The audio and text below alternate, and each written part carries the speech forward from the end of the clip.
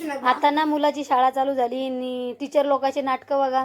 हीच भाजी प्रत्येकाचा 8 दिवसाची वेगवेगळी भाजी लिस्ट बनवून दिली. कालचा पहिला दिवस आहे, आजचा दुसरा दिवस आणि चालू झालं. लेकरं पण ऐकत नाही, त्यांना पण तेच पाहिजे की टीचरनं लिस्ट बनवून दिली ते तेच आम्हाला बनवून दे.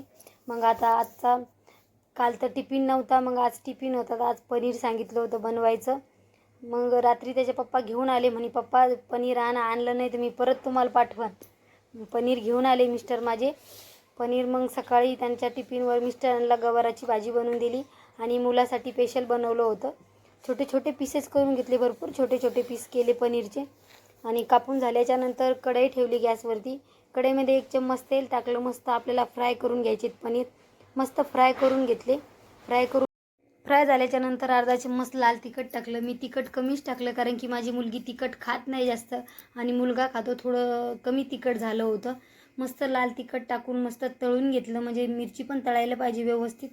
तळून झाल्याच्यानंतर मी मीठ टाकलं थोडं चवीप्रमाणे. मीठ टाकायचं, थोडी हळद टाकली. मस्त फ्राय करून घेतलं आणि फ्राय झाल्याच्यानंतर टिफिन भरला. ते टिफिन भरताना मी काय तुम्हाला दावायलं नाही. आणि थोडी कोथिंबीर टाकली. माझ्याकडे कोथिंबीर थोडीच होती तर मी थोडीच त्याच्यामध्ये टाकली. टिफिन भरून झाल्याच्यानंतर आता माझी पण तयारी करायची होती. मला घेऊन जायचं होतं. सध्याच बस चालू नाही आहे मुलाची. चालू झाल्याच्यानंतर इथंच घेऊन जावं लागतं. मग बस येते आणि घेऊन जाते. मला पण जायचं शाळेमध्ये घेऊन. मग फ्राय झाल्याच्यानंतर मी माझी पटापट तयारी केली आणि निघाले.